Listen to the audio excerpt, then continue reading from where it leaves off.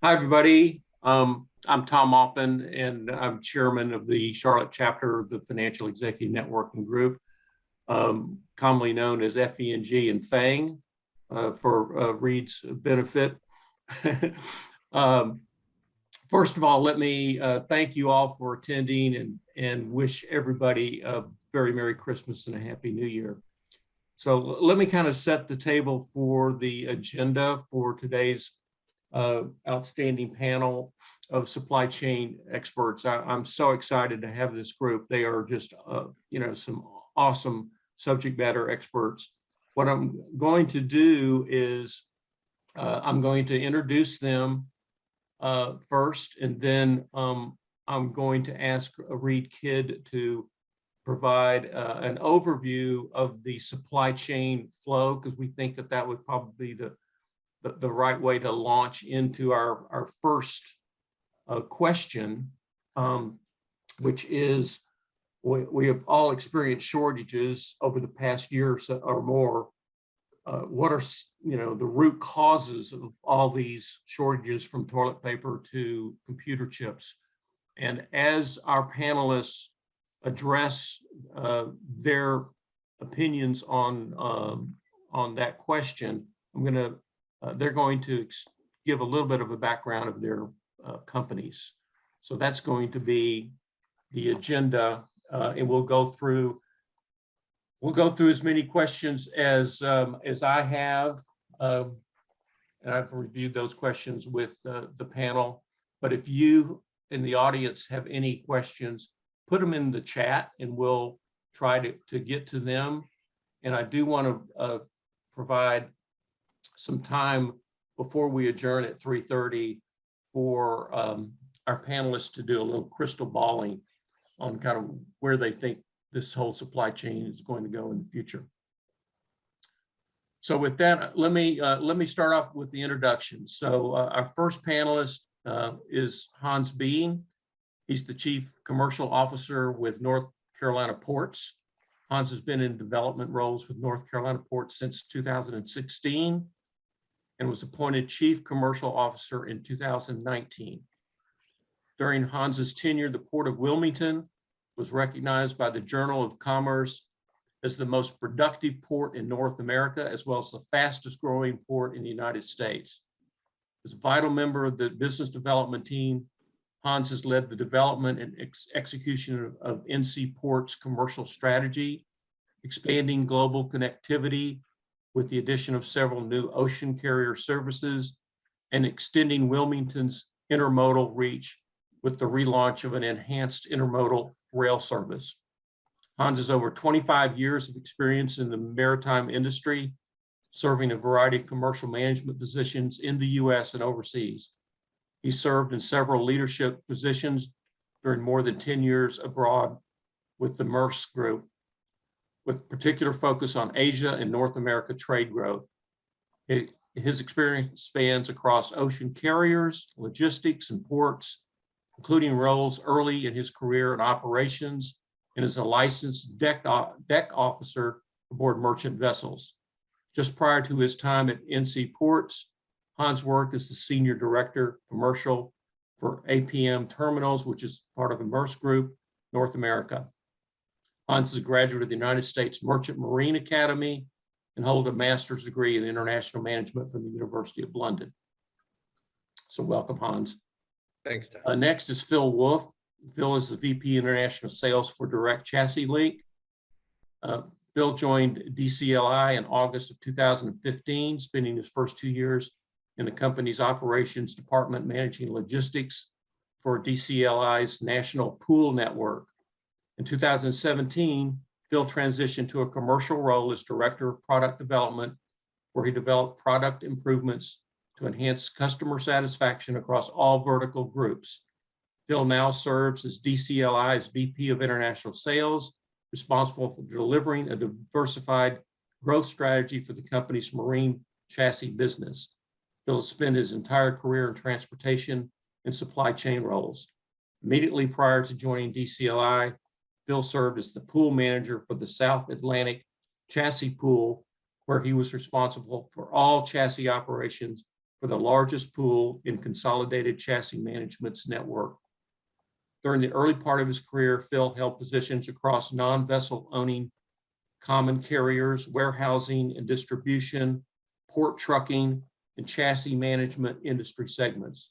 Phil holds a Bachelor's of Science in Business Administration and Marketing and Management from the University of North Carolina at Charlotte. He resides in Charlotte with his wife, Ruth, and 2 children, 12-year-old daughter, Kathleen, and 6-year-old Glenn. Jim Taylor is currently the Chief Information Officer at Solve Industrial Motion Group.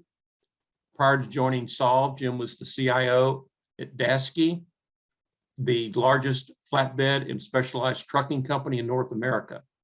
Jim is over 25 years in the supply chain and logistics industry. The majority of Jim's career has been in third-party logistics with companies like Transportation Insight, Ryder, DSV, and DHL. Jim lives outside of Charlotte with his wife, Lisa, and his son, Reade.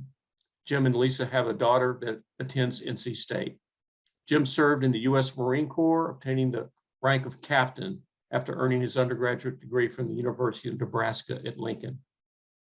Reade Kidd is co-founder and CEO of DRAY and has spent his entire career in logistics and supply chain. Prior to DRAY, Reade was with Expert Freight, Maersk Lines, and Home Depot. At Home Depot, Reade was the Director of International Logistics. Reade earned his bachelor's degree from Auburn University. Go War Eagles. So you can see just from this background that these guys are just awesome when it comes to supply chain. So with that, I am going to turn the microphone over to Reade Kidd and have Reade give us an overview of the supply chain flow, because I think that would be the best way to start our supply chain discussion. So you're on, Reade. Hey, thanks, Tom. Can you hear me okay? Yep. Awesome. Well, first of all, thanks to FENG/FENG for an opportunity here. It's great to see some of the faces on the call. It's a small industry, so it's not uncommon you run across folks like Hans and Phil that you know from other engagements. So thanks for the opportunity to be on the line today. At DRAY, we're at this intersection of technology and managed services, and it's really focusing on the importers. So small importers, big importers, the retail space predominantly, really moving and coordinating the freight into the United States. So we have a really unique vantage point on this challenge and what's out there based on kind of where we sit. And then, as Tom mentioned, my previous life at Home Depot, leading their international supply chain. I'll kind of lean into a bit to that to talk more about the overseas part as we go. As Tom mentioned, you got a great group of folks here. I'll be talking from that side. And then, you got the port side. So the fixed infrastructure, you've got Phil on the chassis side. It's going to be covering sort of the asset play to move freight around. And then rounding out on the backside, on the domestic side, now we're on the US soil and moving around. So super excited about where we take this conversation. We're going to start with that as it moves to the supply chain. So I want to kind of frame this up and just say this. Rob, you were talking about freight coming into the Port of Wilmington, these big ships, these mega environment. I'd start by telling you that this international supply chain is more of a 2-lane highway than an interconnected set of options, alternative paths, and agility and fluctuations. You go down a 2-lane highway, something backs up, it causes that to back up, that to back up, that to back up. 25+% of our US freight moves through one gateway, that's LA Long Beach. Everything is connected, everything impacts everything, whether it's positive or negative, it's all interconnected. And so you'll hear how what happens overseas impacts ports, impacts chassis, and these all kind of cascade together to where that product finally ends up on your doorstep or on the shelf at the store. So I'm going to start from the beginning on the inventory side overseas and kind of talk about that. So the import cycle kind of starts with an inventory analyst or merchant or buyer kind of guessing what they're going to need 90 to 120 days from now. Is it going to be snowing and I need snow throwers? Is it going to be hot and I need air conditioners? That import lead time can run you up to 4 months in terms of guessing or reordering that inventory. Over the past 5 years, lots of investment in inventory planning software and kind of the autopilot of the ordering. And so as people kind of took their hands off the wheel and the system started working, it was working on normal throughputs, normal processes, normal options, and normal flow and supply and demand cycles and, you know, consumer behavior, et cetera. And then COVID, and then all the other things that we'll talk about on this call.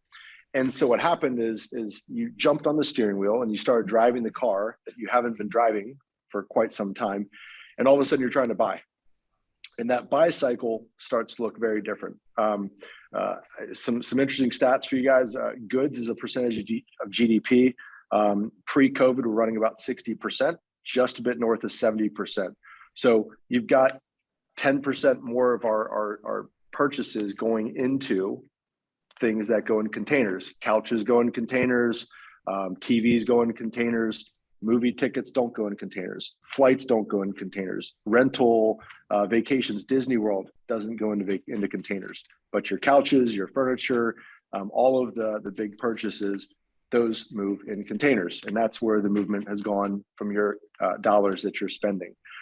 Retail sales are up 20% year over year, month over month. And that's been since last August. And now you're getting a compounding hit on that because August is now passed again. And then housing starts were currently 1.6 million trending annual new home starts.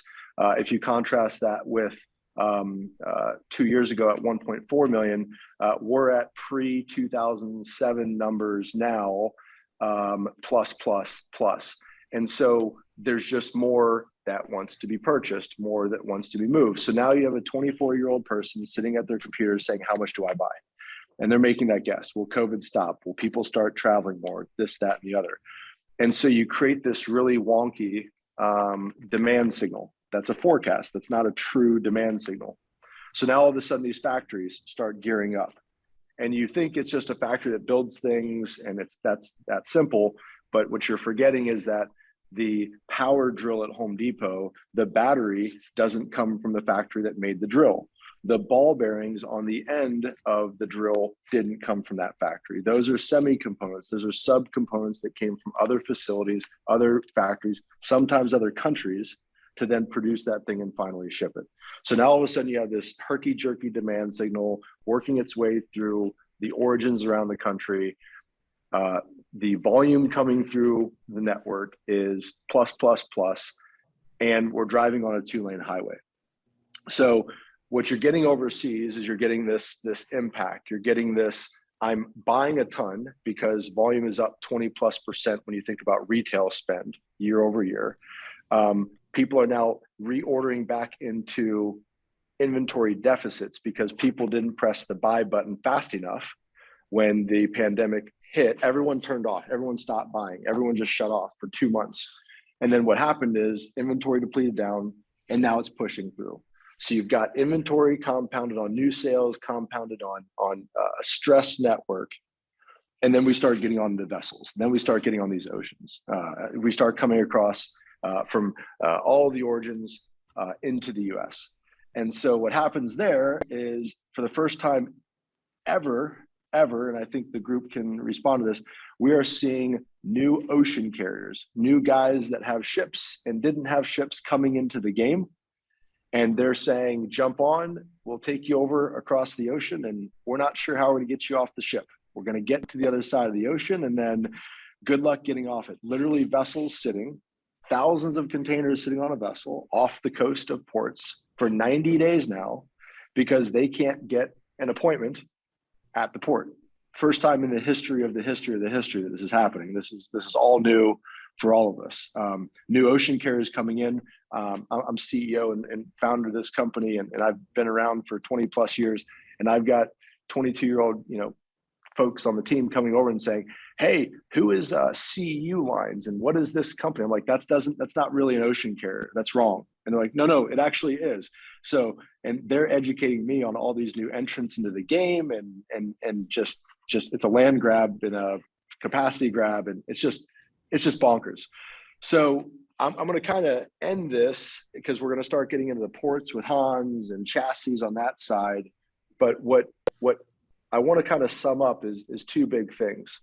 Number one, the volume and the purchases that we are making in the United States are going in containers, and they're not going in other methods. So everything you're buying is going into a container. Think about all your purchases that you're making these days. They're all going into a container and shipping.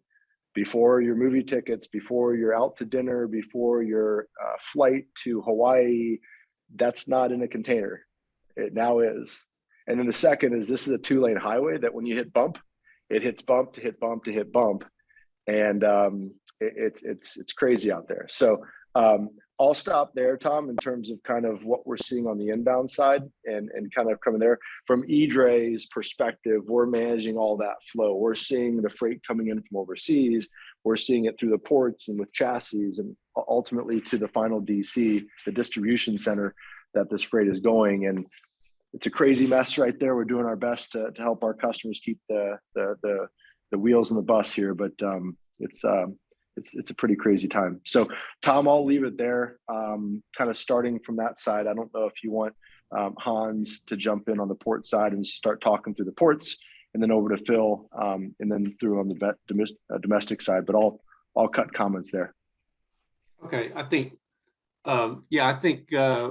what I'm reading is that probably to go with the flow, Hans, maybe you can put in your, chime in with your 2 cents worth on what you're seeing, at least on the East Coast. Sure. Thanks, Tom. Hey, thanks, Reade, for setting the table for us. Just real quick, North Carolina ports, we operate 2 deepwater ports, as Tom mentioned. We cover all segments of cargo, containers, bulk and break bulk, and inland ports as well. Big focus on speed and cold chain is something we're particularly good at. We just finished about a little over 250 million in capital upgrades with our ports, and we're doing an awful lot to serve this growing and underserved market here in the mid-South Atlantic, the North Carolina market, and beyond.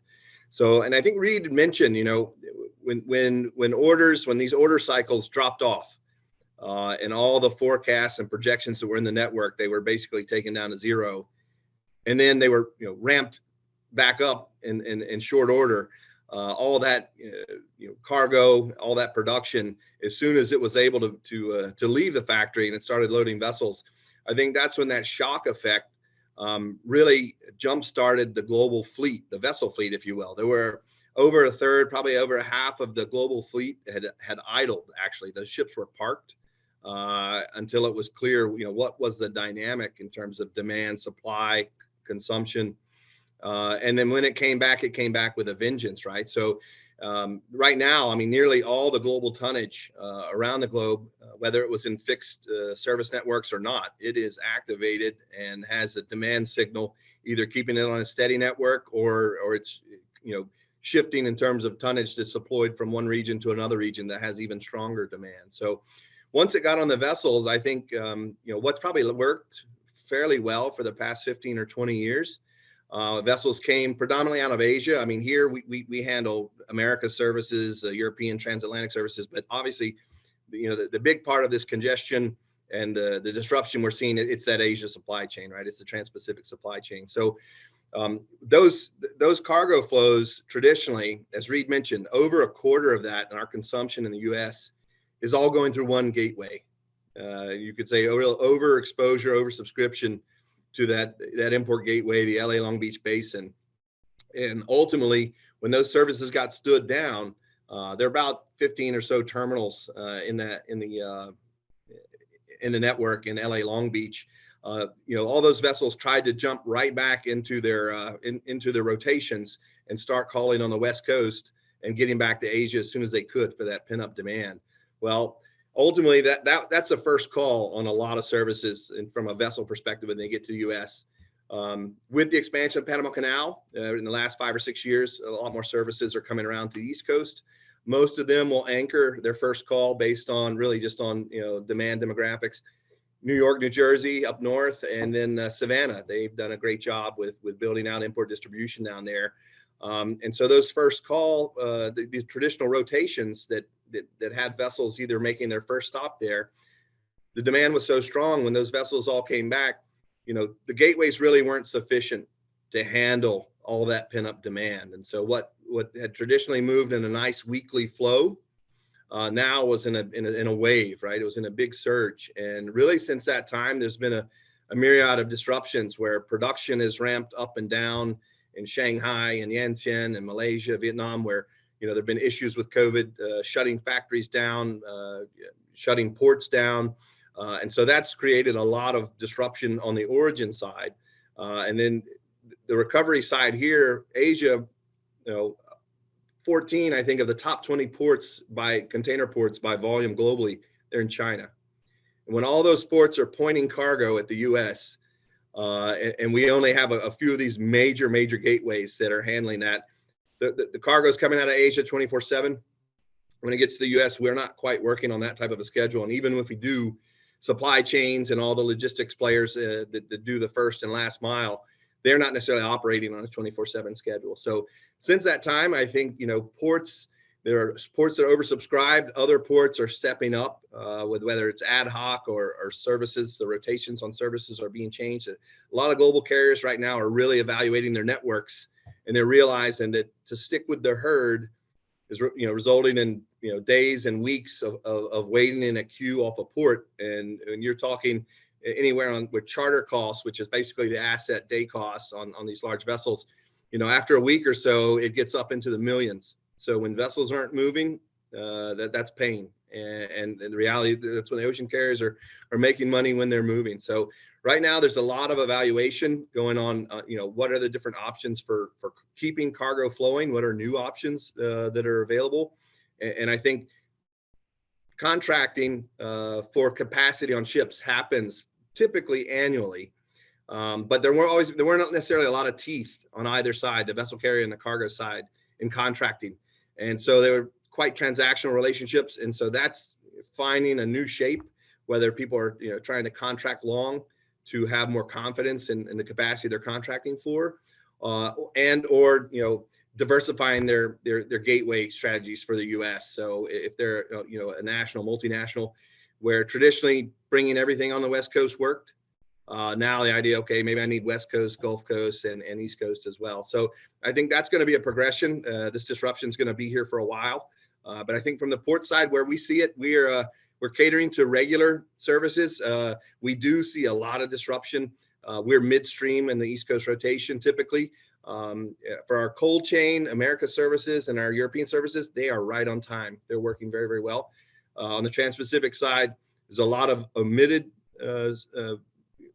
vessel calls or port calls in those services. Also a lot of bunching, where weekly services are within 2 or 3 days of each other, or 2 or 3 weeks of each other, but it's like an accordion. So that in itself, it leads to a lot of inefficiency and peaks and valleys in supply chain. So maybe, Tom, that's a bit from the vessel and the port side. And with that, maybe I'll pass the baton and we'll keep opening up the floor. Okay, thank you, Hans. Why don't we, and Jim Taylor, I don't want to leave you out, but you're kind of maybe in the flow at the tail end, but I may be wrong, but because I know you are kind of a trucking expert as well. But Phil, why don't you take the mic and talk about the chassis side? Yeah, thanks, Tom. So DCLI is the largest provider of intermodal chassis in the U.S. So we have over 240,000 assets in the U.S. 150,000 plus are serving marine or ocean containers, which is a lot of what we'll spend our time talking about today. And 90,000 roughly are serving 53-foot domestic containers. So the 53-foot intermodal containers that move over the rail. Kind of an unknown asset to anybody that's not in the supply chain. It's like almost one of my worst questions to be asked is, what do you do for a living, or who do you work for? Because it's this elongated kind of process of explaining a chassis. But the bottom line is, we're the wheels that keep a container moving. So we are critical, we're essential. And like any other part of the supply chain, we are having our own challenges in this environment. The U.S., just to kind of, for anybody that maybe has international experience in this space or wants a comparison, the U.S. does maintain a unique chassis provisioning model when compared across most of the world. In most other countries, especially European models, the chassis asset is owned by the motor carrier, and the motor carrier is controlling that asset throughout pickup and delivery. Here we have really two key sources of chassis supply. One is through chassis pools, which DCLI operates chassis pools across the country. And those are similar to a rental car model. Just like you go to the airport, you come off a plane, you rent a car. Here you go to a port like Hans in Wilmington, or you go to another region, there are chassis at that facility. A driver pulls one out, gets a container mounted to it, leaves the terminal, and that starts the billing clock, a per day kind of revenue model.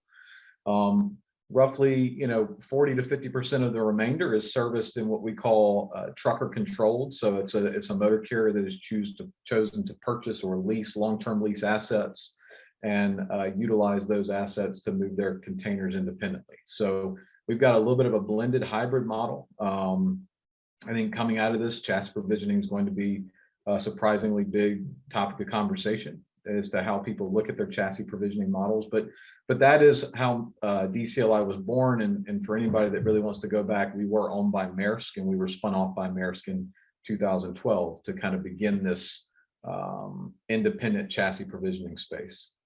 Tom, one of the questions was kind of what are the root causes of shortages, and toilet paper was mentioned. I think on behalf of the supply chain, we're not taking responsibility for toilet paper shortages. Like, if you have 100 rolls in your closet, you know who you are. That was not us. But there is some legitimate, questions about the root causes of the shortages. And I think that the group has highlighted it pretty well so far. I mean, it was a cash is king mentality when COVID first onset. People allowed their inventories to die down. We didn't quite know what the future was going to look like. And it was preceded by a sharp realization that people were putting the money that they put on vacations and services into purchasing of goods, home office, et cetera. And we had this significant ramp up in cargo. And so, yeah, the first domino to fall was the pandemic, but DCLI saw the resurgence really start in the second half of 2020. When that inventory replenishment catch-up process that Reade referenced really got to kick into gear in Southern California and Los Angeles, Long Beach. From there, I mean, the challenge with the supply chain is, we're relatively flexible to handle one disruption, right? And we might talk about this a little later, but we've seen, for example, in prior years, if there's a West Coast labor disruption, for example, you'll see cargo shift to the Gulf and East Coast, and those ports have a lot of flexibility to pick up that extra capacity and service it. Whether it's weather events, for example, that might be severe and shut down a region, the supply chain does have the ability to react. And I would argue that it, despite what you're reading in the papers and the media, that the supply chain is, again, pretty reactive. I mean, we've got the ability to flex. What happened post-COVID was any chink that happened once this started in the supply chain began to magnify problems. So we had the pandemic, we had the surge of cargo, we had a historical freeze event in the Gulf. So everybody's reacting to the West Coast. You've got the Gulf and the Memphis, Nashville areas almost shut down completely for multiple days to the freeze events. And you've got Ningbo, major ports in China with their zero tolerance policy for COVID completely shutting down.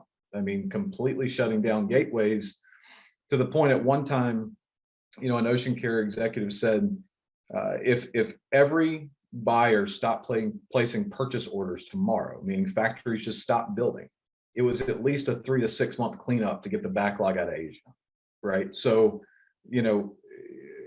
we're well into a pretty substantial disruption, and I think it's, we'll get to the crystal ball, Tom, but we'll talk about it a little deeper. But I think it's going to be with us for a little while. Thank you, Phil. I appreciate that, and I will put a hold on that crystal ball for the time being. But well, I won't let you guys off the hook on that. Hey, Jim, can you maybe take it from here? And I know you've kind of got two companies that you may want to talk about, and then kind of take it from the trucking side as well. Yes, I'm Jim Taylor. I'm the CIO at Solve. we're a major distributor of both standard and metrics, bearings and transmissions. Basically anything that causes parts to move, we handle it. So, Dodge is a customer of ours, a lot of OEM, anything from a machinery base to lawnmowers to washing machines. Previous to that, I was with Daseke. Most of you have not heard the name Daseke. Daseke is actually a parent company of about 13 flatbed and specialized trucking companies. I'm sure many of you have heard some of the parent-child companies they're in. About 5,000 motor units, about 15,000 trailers in there. And prior to that, I've been in the supply chain industry for a lot longer than I ever expected. It's kind of like a life sentence. Once you're in it, you can never escape. Talking about once freight actually hits Mother Earth, the dirt, we're seeing a lot of dynamics when it comes to actually getting goods to market. We're seeing an increase in both spot rate and contract rates. Most contract rates last for 12 months. These increases in rates have, on speculation, created a new dynamic that we've never seen before in the number of new registrants with the Department of Transportation. I think in Q2, there was over 1,200 new registrants. So what they're possibly doing is, when you're taking a look at the carrier base out there, you have truckload, you have less than truckload, and then you have your parcel carrier. In the truckload community, there's probably about 50,000 truckload carriers, but 91% of those operate a fleet of 6 power units. And it's all the big boys that are talking about unseated trucks, right? Everybody's hearing about the driver shortage. Well, that's true. It's not an industry that my kids are looking to enter into. It's an older pool out there, but the dynamics from the rating perspective is creating a lot of speculation that these owner operators that actually operated with some of the big boys out there are starting their own companies. And because they are operating fleets of less than 6, and many of us in the industry are dealing with some of the bigger name brand carriers, we don't have access to that, right? So having a relationship with a third party or something like that kind of opens the door to enable you to flex up or flex down in your transportation needs. One of the things that Reade mentioned at the very beginning of this is the subcomponent parts of your supply chain.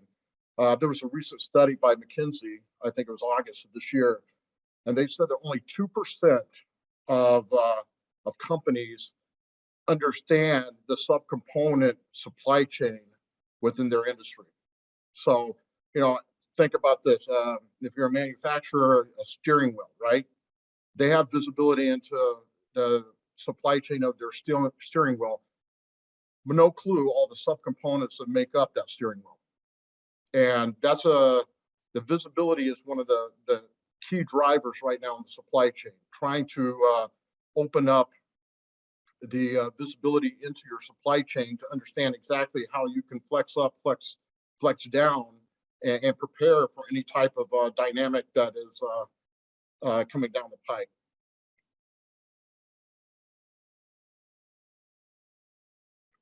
I'll turn that back to Tom here. Yeah, thank you, Jim. So Reade, when did this supply chain backup start? Yeah, so it's kind of back to what Hans was. Can you hear me okay? Yeah.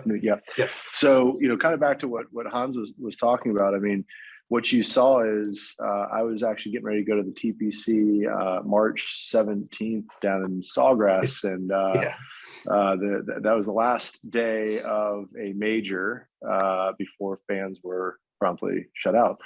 Bartenders were not happy that day, by the way. They flew in from all over the country, and that was for the weekend of sales, and they got a day of sales. So right after that, as everything sort of hit the brakes, everything also sort of from a flow perspective hit the brakes. And so you saw that kind of March to April to May time frame, just everything kind of stop, and then starting somewhere around June, July-ish, people started buying. People sat in front of the computers and started buying, and people said, well, if we're not doing this, let's invest in the home, let's invest in things, and we have all this extra cash, let's buy a lake house. And so by July, August, things started really starting to pick up last year, and hasn't slowed down since. We've gotten some crazy curveballs in the middle. We talked a little about pricing just real quick, just in terms of as these things have happened, especially with some folks from the financial sector on the call here. The ocean rates and the air freight rates and the truck rates, when we say they're up on the ocean side, they're 6 times up in some cases, 10 times up in some cases. People are buying for capacity. They're not buying for common sense. It's absolutely amazing. And people are dealing and negotiating contracts now that will last for 2 years. So as you think about the rippling effect of costs and rates, people are saying, I need capacity for the next 6, 8, 9 months as this thing tries to figure itself out and right size it. No crystal ball forecast there, Tom. And so they're saying, okay, I'll lock in for the next 2 years. And you're getting these rates and these things setting over a pretty long period of time. So I was a little bit off, Tom, but I wanted to make mention of that earlier because we didn't really talk about ocean rates and some things are happening there. But it's the rates, people are saying it's time to kind of course correct some very suppressed rates for a really long time, and it's having some pretty significant impacts. So is there a shortage of ships? Hans, maybe you I'll want to jump dive into that? back in. Sure. Yeah. And a little more context on when did things begin as well, because there were a few unique dynamics pre-COVID that were one-offs as well. When you look at the container industry, prior to the last 2 years, if you go back about the prior 6 or 7 years, there used to be around 30 or so major container carriers. And the industry suffered from, you could almost say, chronic structural overcapacity. So for the past 15 or so years, except for maybe a season or two, it was a very commoditized overcapacity environment, and rates were really, really depressed. So most of these 30 or so ocean carriers operated on very, very thin margins. With that, in 2020, with about probably a 4 or 5 year lead time, new regulations for emissions came into play for ships, for the IMO, the International Maritime Organization. And ultimately, ship operators and owners had to make some CapEx decisions on whether or not to recapitalize with newer assets that had reduced emissions, to introduce scrubbers into their exhaust systems or use distillates or other things.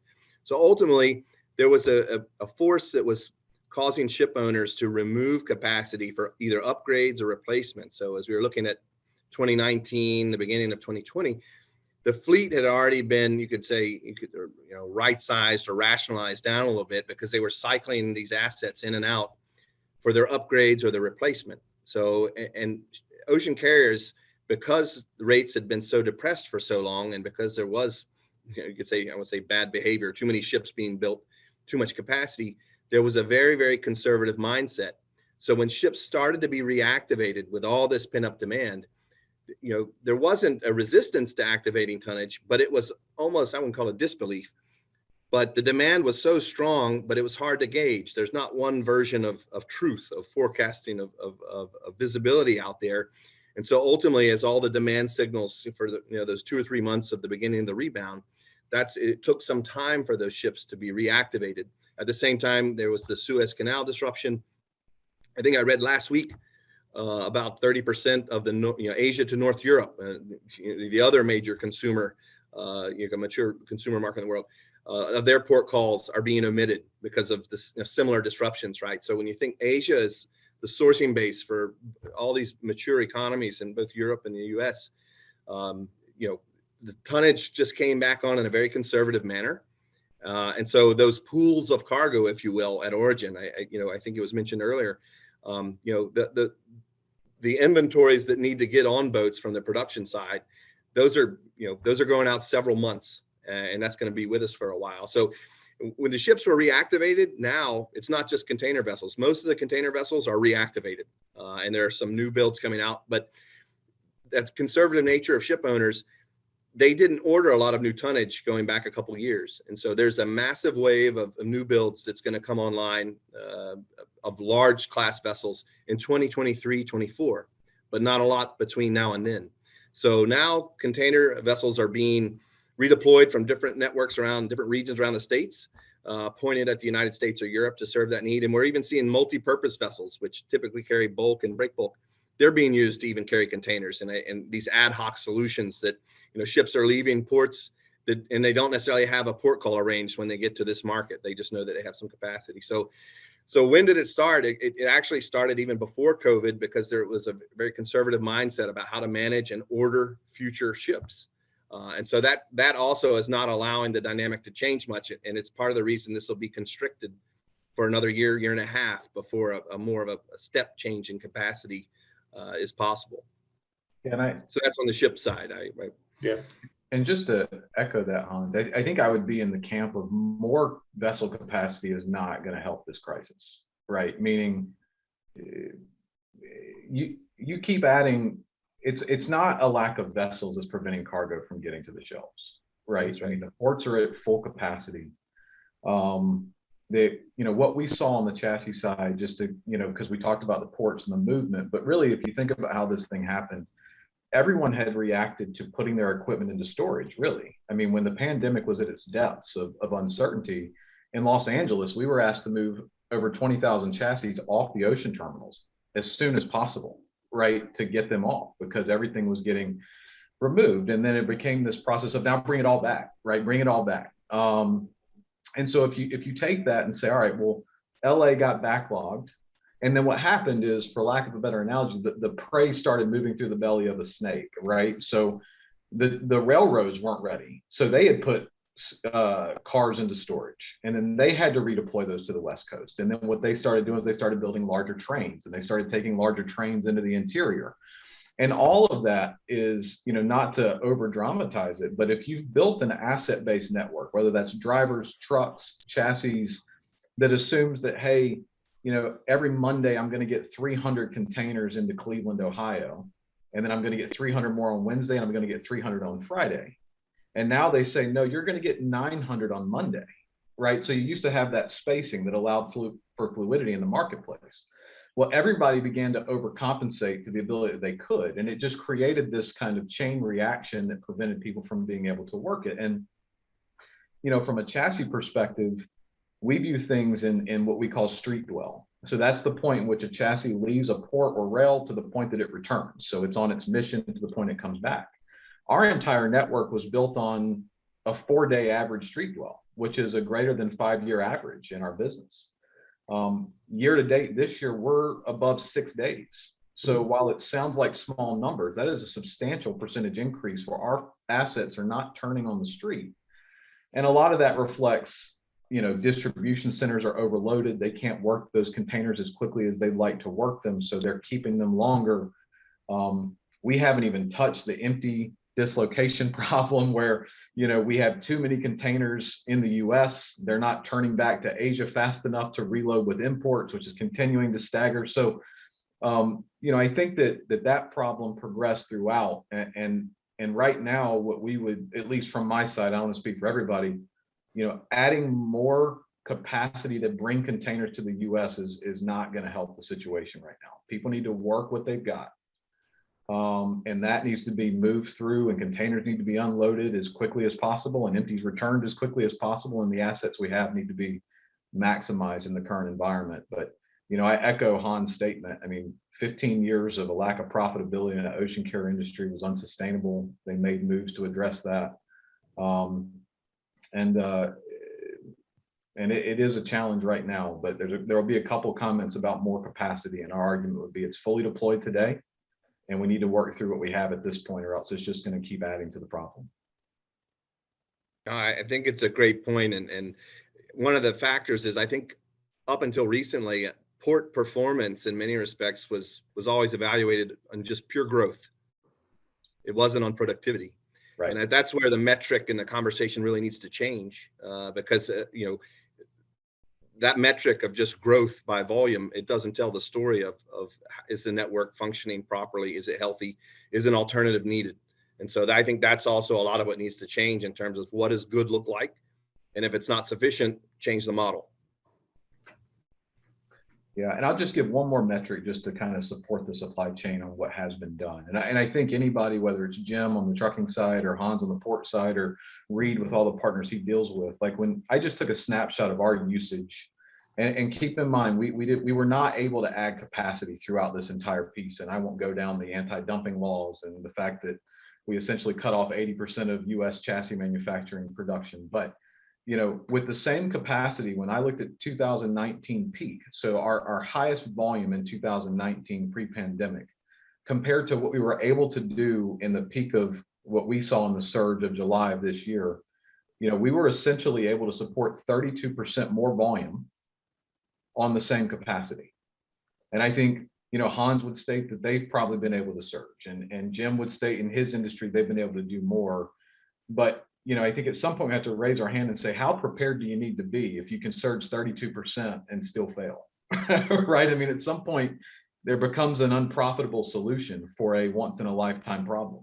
And I think we all as an industry, and especially as finance executives, have to be weighing that, right? Is how much investment should I make, and what is the long-term return on that investment to deal with the unknown of this current situation? Jim, you have some opinions on that? I would echo it. You know, one of the things that we're seeing is the impact of employment needs, right? If you take a look this year, there was a need for 650,000 transportation and warehousing employees. Compared to 2020, that number was probably at its lowest at about 300,000. 2019, 2018, you saw higher demand in the 400,000 to 500,000 range. But you know, the dynamics that we're seeing across the board, you know, it's a paradigm shift from what we've been accustomed to historically in the supply chain. It's creating a lot of shifts in the way we have traditionally approached managing our supply chains, looking at network optimization and rationalization activities, advanced analytics, automation, digitalization. You know, many companies are going down a new tunnel right now, trying to get their arms around it. And you know, from a forecasting perspective, depending on the commodities that we're talking about, you know, you're going 2023, 2024, and that's crystal ball guesses. So it's a unique situation, and in some commodities, you know, the impacts of more than just COVID are really disrupting a lot of businesses. So. And Jim, I'll comment to that on two fronts as well, as it relates to kind of the cost of in the impact to the employee. Number one, I'll tell you that from what we do, you know, we're seeing sort of either, whether it's entry level or 2 years in, you know, you're looking at 20-25% higher to bring them in, not driving a truck, but coming out of school and coming into jobs, you're having to pay significantly more, 20-25% there. The real gap is the manager roles and the people that realize that, hey, we've been outsourcing our supply chain for so long that we have sort of no competencies in-house as a retailer, as an importer, et cetera. and they're desperate to find leaders in-house to help drive these things. And you're seeing 75% increase, 80% increase in some of these executives that they're bringing in at director level in these companies, and it's trying to find the talent that's out there. So you're seeing increase in the cost of the employee, or the cost to hire, increasing significantly. At least that's what we're seeing. I'd also talk just for a minute about like the human side of this. As we've talked about and you've heard so far, there's a lot of things that aren't impactful, that aren't controllable by the inventory analyst working for Husqvarna, or the 24, 25, the 30-year-old senior manager, et cetera. A lot of this is uncontrollable that's out there. Sure, they can buy less and they can try to do some things to change the macro picture of the company, but there's a lot of headwinds that aren't directly in a lot of these folks' controls. And they're getting desperate. You hear it in people's voices. You hear them fearful of losing their job. But then, kind of like the NFL, like worst quarterback in the league, worst football coach in the league, somehow gets picked up by the next team, and they're like the next role. And you're like, how in the hell did that happen? And we're seeing that play out as well. So while you're seeing, like, in some cases, desperation and just sort of like defeat and just sadness on some of these folks of just trying to move the freight, they're also then getting picked up for the increase on the other side. And I think the Zoom calls and the virtual, engagement that we're having with our customers, and customers are having with their transportation providers, you hide behind a computer and you throw stones back and forth. It gets super chippy, and you can't sit down and see them and talk to them and kind of work through some things. So there's this super like human element that I'm sure lots and lots of therapists years from now are going to get lots and lots of dollars while you lay on the couch and tell your stories out of this, because it's legitimately life impactful on a personal level that I really haven't seen before. So 2 pieces of more feedback for y'all just to chew on in this crazy space. Good. That's good stuff, Reade. Thank you. We do have one statement from Kim. He says, I've heard that another issue is that as soon as the ships empty in ports, rather than take the time to load U.S. goods, they're getting back to Asia, particularly China, to reload and return because of demand. And with that, the revenue for getting goods into the U.S. versus getting goods out of the U.S. Can take a swipe at that, Tom. And Thanks. traditionally, Reade mentioned the 6x, 10x type of multiples that are out there now, and that's really the imports. At least for North America, they drive the trade when we think about that big trans-Pacific trade in terms of goods coming from Asia. And realistically, there have always been a need to ship some empties back to Asia. They call it evacuation or repositioning equipment, because I think in the beginning of the idea of whether this equipment's the containers are being emptied out near the coast or somewhere in the middle of the country, oftentimes that ends up not being exactly where the exports are. So a portion of those empty containers will go to service the export market, and a portion of them would typically get back on a vessel and go. Well, it's a trade-off decision now, and some of it is driven in a sense to try to get back to Asia to service that head haul or the driving force in the trade. At the same time, there are trade-off decisions on what does it take to reposition that equipment. And I know it hits the Midwest quite hard. A lot of the ag sector is being pinched really across every gateway in the United States. So it's not an across the board carte blanche, oh, we're just moving all the empties back to Asia, we're not having exports. We actually here at North Carolina ports, we're almost perfectly balanced, right? So we have basically an export that's relatively close to the coast for every import that gets in here. But that type of balance doesn't exist in most gateways. A lot of gateways are 80-90% trans-Pacific import. And then the equipment gets into the universe of North America, and it's being moved depending on where large lots of exports may be situated at any given time, depending on a season, on a crop, or for an industrial production base, or even an area where there's a lot of density of exports. And so, this dynamic, it's been with us a long time. I think it has a lot more attention now because obviously pain on either side is elevated.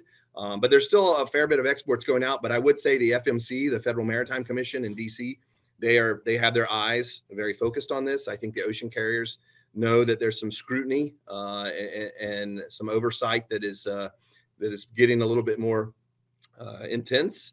So it is a consideration of what is balance and what does that look like. At the same time, a lot of the export side has traditionally been very commodity based in terms of the way the rates and the agreements for capacity are arranged.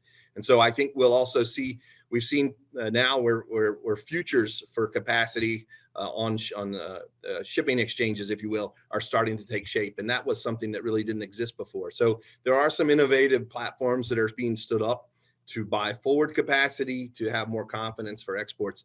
But again, there's not one size fits all, and there's not a lot of standard practice out there. Each carrier may have their own way that the ocean carrier, in terms of how they run the export desk for various types of commodities. So that's just a little context on that comment, because you hear it quite often now, but there are a lot of dynamics that are really different and unique by region. And there's probably other comments, folks on the, from both the Jim and Phil's side, that they also see in terms of folks trying to match back imports with exports and optimize fleets, whether that's on wheels or on chassis and whatnot. But again, there's not a silver bullet, and even if there was a desire to match back, it's still, there's a lot of complexity involved. Yeah, I would say one, just reiterating something Han said earlier, that for 10 years, I think a lot of importer and exporter supply chains have been built on almost a subsidized model. I hate to say that, but I think there is, while I don't know if the 10x rate structure that we're seeing, I don't think that's long term. I mean, but I do think there's a new leveling of rates, right? And I think exporters are going to have to face that as well. I mean, I've heard some crazy stories about paying $100 to ship an export in a container back to Asia. I mean, that's just not going to cut it. And I think that's the danger, a little bit of government regulation. I'm not trying to get into that space, but if you start saying you got to take every export, then the alternative is, all right, well, every exporter's got to pay what it costs for me to take every export. And then all of a sudden, it's, well, I didn't want to pay that. And so it's there's a trade-off to that discussion. I think as it comes to structural issues on the exporters, yes, I think there's a financial incentive for ocean carriers to turn the empty back as quickly as possible. But I also think there were some structural issues where in the interior, which is a place where we see a lot of ag exports, for example, once those warehouses and distribution centers got so full, and once especially some of the railroads became so congested, you saw a lot of large retailers switch to a transload model on the West Coast. So what they started doing was booking just a port-to-port rate into LA Long Beach. They were transloading. What I mean by that is you essentially take 3 40-foot containers and consolidate them into 2 53-foot intermodal containers or 53-foot over-the-road trailers. So, you saw so they just weren't getting the bookings into the interior, and there was no chance an ocean carrier was going to reposition an empty from California to Chicago or, insert inland location. So, agree with everything Hans said, and I think exports have been challenged in this environment, for sure. Well, as we've got 28 minutes left before we have to theoretically end this, but I want to get into I want all of you panelists and our attendees to get a little sense of the crystal ball of where you experts think this supply chain is going. So I don't know who wants to kick off their opinions as to when we're going to see it back to normal, or whether there'll be a new normal. Who wants to? I'll start just in the interest of the chassis side. I mean, one, I would say crystal ball. We talk to a lot of large retailers. I'm sure Reade does, Hans does, and Jim does as well. And what we're hearing from a lot of the large, and let me just say, we started getting predictions in July of 2020, August of 2020, and they're all wrong. So only thing anybody's doing is kicking the can every 3 months and saying, hey, I think we got another quarter. We got another quarter. So here we are. From a lot of the large retailers, kind of the key indicators for us that they're indicating that they expect some normalization in their supply chains in Q3 of this year. Now, with that said, I think the largest big box retailers actually aren't really having the largest capacity problems. I mean, they've had the most contracted space, and anything the spot market they're playing to get above and beyond what they already had. And so there's an argument that, hey, once the big box guys that have kind of locked up capacity, once they get clean, there's still probably another 3 to 6 months of cleanup of the smaller shippers that have played the spot markets, that have, you know, struggled to get capacity and then rolled that they're going to have to clean up. So, you know, our indication is, you know, definitely no normalization until, you know, Q3, but likely to go through into 2023 in the early side is a heavy possibility. The one thing that I think, and I actually saw it in the comments, that we're really tracking is you know, and Reade indicated inventory planning, and we have been moving to a just-in-time inventory management program for a long time because of the dependability of the supply chain, and how everything was built. And we are seeing and beginning to hear that there's a transition from what was just in time to potentially just in case, right? Which becomes more of an inventory based model, where you know, I've heard some, you know, a couple of years ago say inventory is the devil and the only inventory I carry is the inventory that's in a container. Now saying, hey, it might not hurt to have a little bit in the back. So, but it takes time to have a just in case model. You know, warehouse investment, distribution center network investment and infrastructure, hiring of employees, you know, in order to man those facilities. So we are watching, you know, a movement from just in time to just in case. And we're also seeing I think we're going to see a larger percentage of cargo move via transload, what I talked about earlier, where people are simply saying, get me out of the ocean container as close to the port as possible, get me into domestic freight movement, whether that's 53-foot over the road trailer, which I think will have some burdens on driver supply, or 53-foot intermodal. So those are the key pieces that we're watching, and how we're looking at how the supply chain is going to transition over the next 2 years. Yeah, you know, the whole just in time versus just in case, the shortage with the chips, actually companies, not all, I mean, Ford wishes they had started hoarding. Yeah. When all the vehicles are sitting on the lots. A lot of companies started hoarding chips because when you break it down, that one component is preventing them a sale of a product that's sitting on a shelf. And you start taking a look at your inventory carrying costs. Now, depending on your industry, you know, having a surplus might not be feasible because it's going to eat into your margin. You know, if your inventory carrying cost is 30% of your operating expense, it might not be feasible. But if those components are preventing you to sell your goods, are you going to go out of business? So some companies are taking a look at it and saying, hey, you know, my margins are going to be reduced because I'm adding inventory, but I'm still going to be profitable. I'm still going to, you know, keep moving forward, and mitigate some of the impacts that we're seeing with the shortages out there. You know, there's many ways to take a look at that and break it down. You know, a lot of third-party logistics partners out there have tools, software that can look at the total cost of goods and make those kind of determinations on whether or not you should be buying more than you normally would. So, you know, it's just another dynamic that we're seeing out there in the marketplace.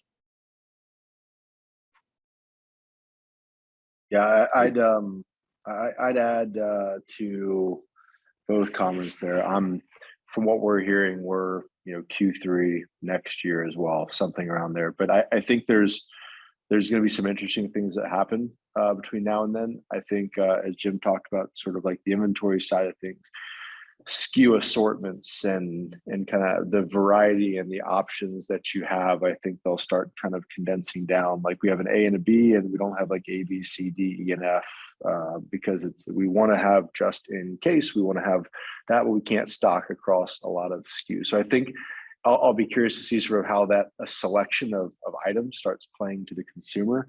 But I think there's three sort of big questions out there that that are going to either make this take longer or actually end it faster.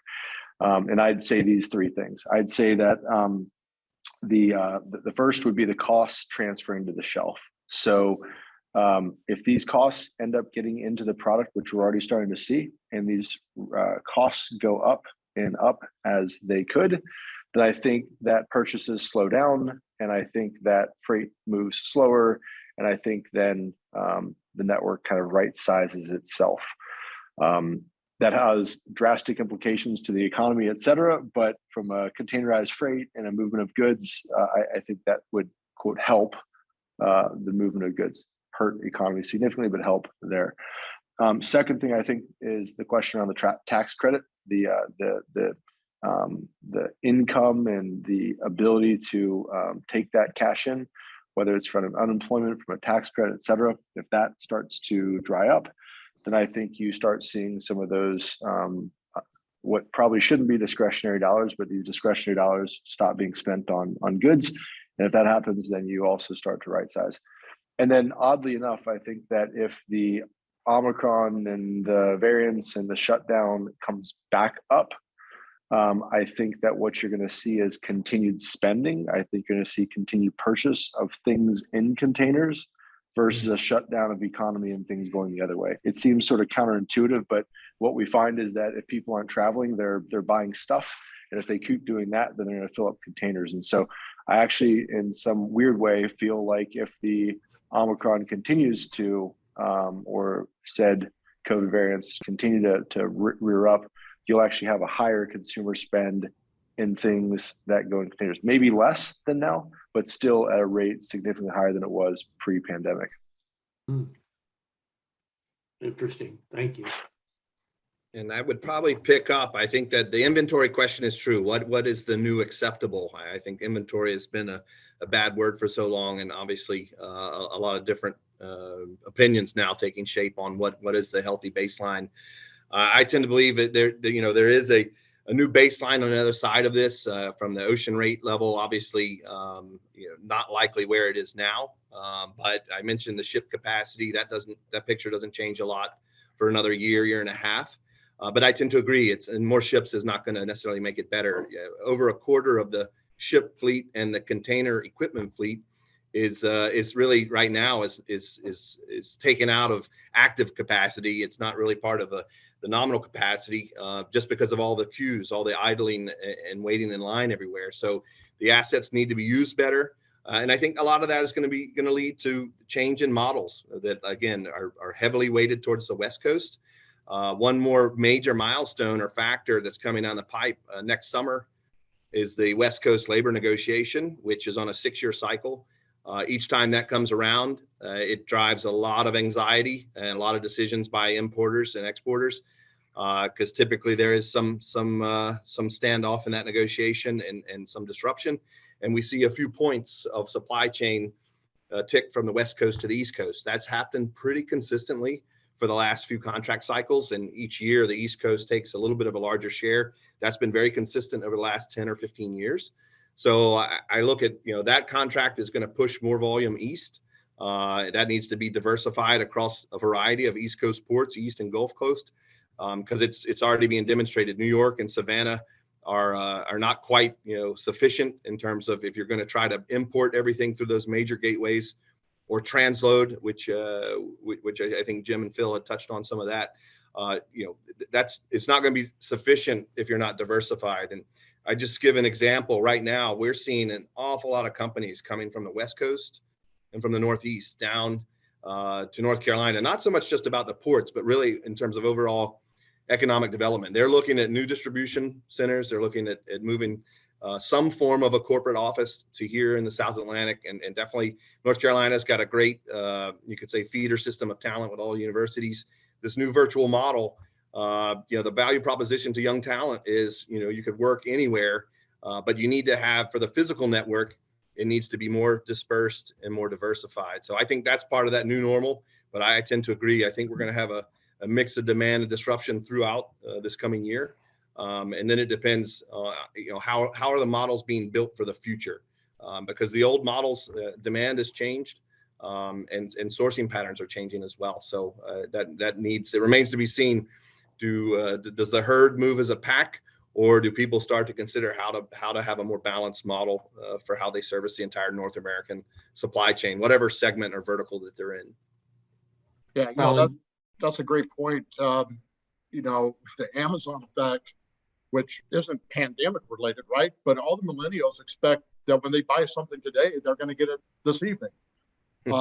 So it used to be when I was growing up, you place an order and 2 weeks later you were happy if it showed up, right? When you take a look at the U.S. Point A to point B, you're talking about a 5-day transit time to L.A. to New York. A lot of companies are taking a look at their networks and saying, how do I serve my customers so that I can provide them with the goods, in 2 days or 1 day? Even Home Depot at one time said, we could do the same thing and serve our clients, because if you take a look at the footprint of every Home Depot location, they can touch 90% of Americans with 1 day type of delivery. And so many retail outlets are doing the same type of thing. Can I provide fulfillment out of my store?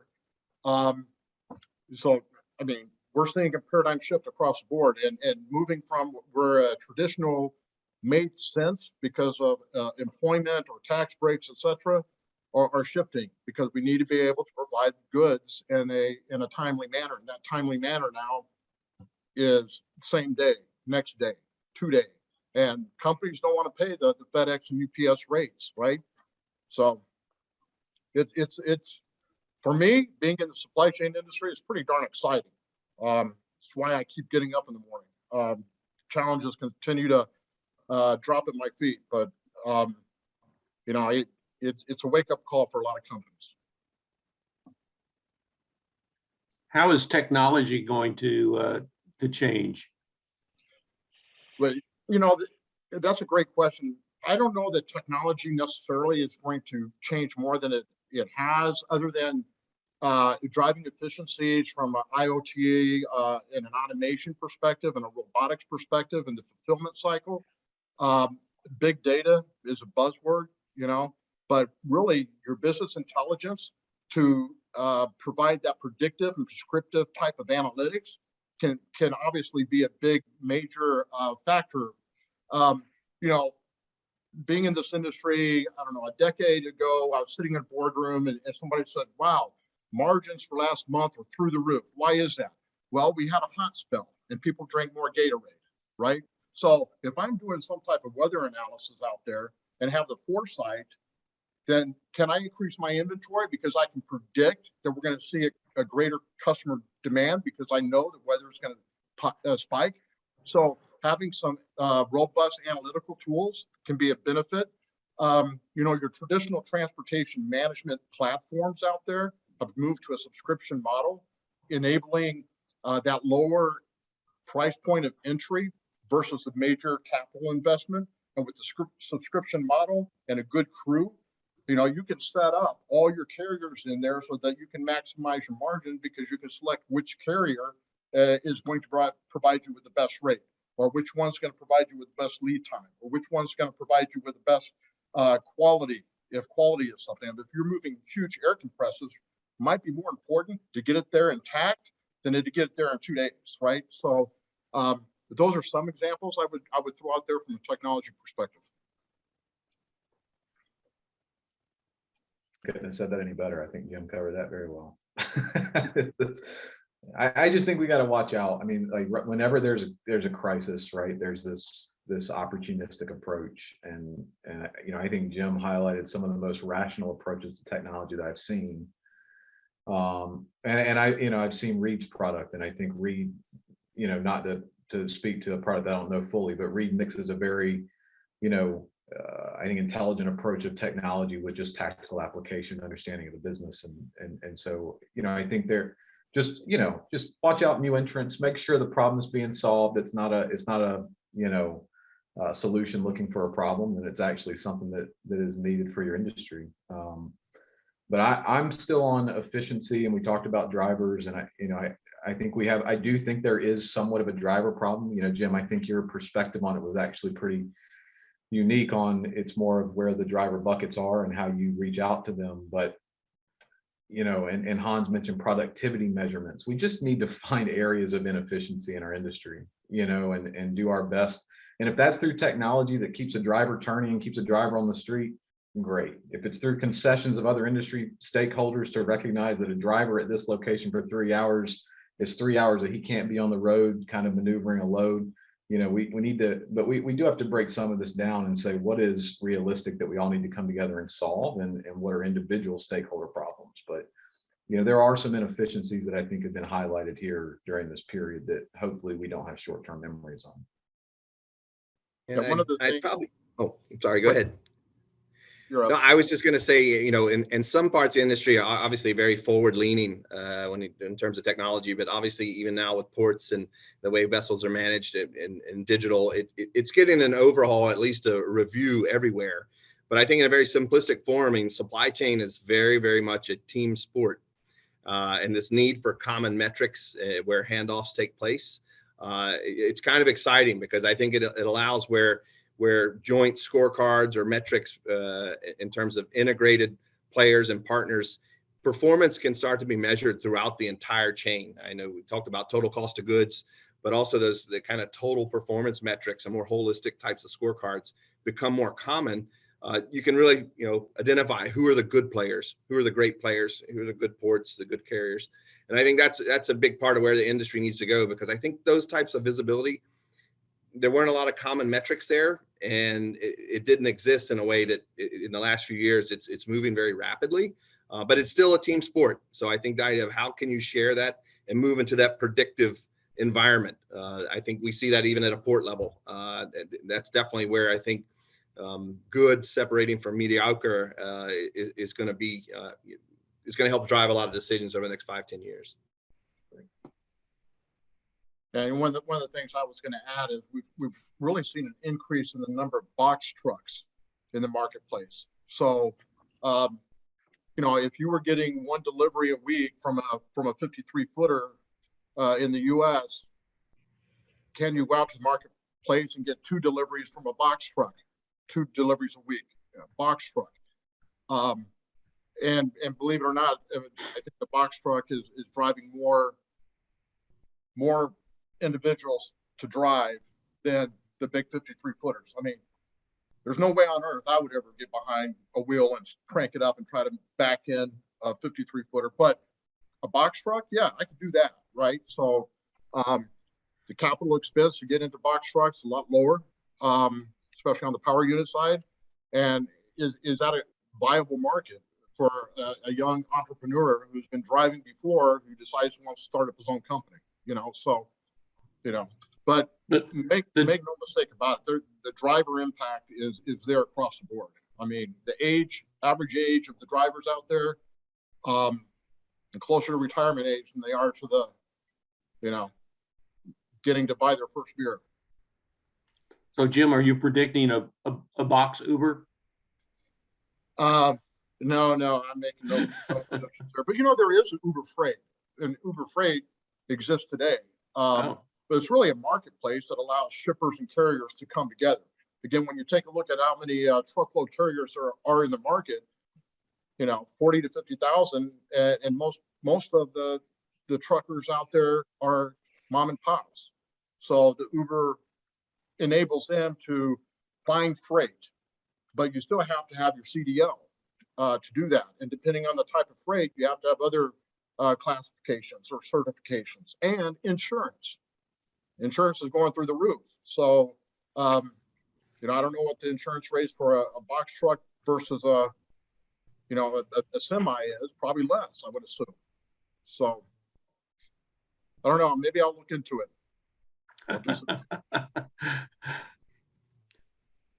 Okay, it's 3:23.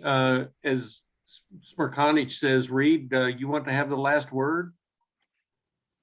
Oh man, I wouldn't even. Thank you. Goodbye. No, I wouldn't even know how to finish that up. I guess you know, I would just kind of echo everyone's comments here as it relates to some of the headwinds. I will say maybe ending sort of on a bit of a positive. Frank Blake, who was the CEO at Home Depot while I was there, always had this expression, never waste a good crisis. And I think what you're seeing is a lot of new ideas, kicking the tires, investing in spaces, doing things differently than we've done before. New entrants, new ideas, new perspective that historically people have said, hey, we've always done it this way. Let's not change it. So maybe a bit of a positive on the negative. I'd say that, my wife just got her new Yukon yesterday, and thankfully the chip that's not there is the thing that automatically turns off and on your car, the thing that everybody hates. That chip was not available, so our car doesn't turn off and on, which is kind of a good thing. So we're looking for small wins here in the COVID environment, and I would certainly say that there's some things that are coming together, opportunities to talk and educate the industry on our space that's been historically underserved, under capitalized, and underinvested, and we're certainly seeing that change today. And I think on the other side of it, we're going to be better for it. But right now, it's nasty times. Well, we're getting close to the end. I want to thank the panelists for all your time, your words of wisdom, and I hope everybody on the call gets everything they want for Christmas, despite the supply chain problems. And there's probably some things under the tree that didn't make it this year for the reasons why we're discussing today. But thank everybody for attending. And again, I hope that everybody has a very, very Merry Christmas and a Happy New Year. Let's look forward to a really good 2022.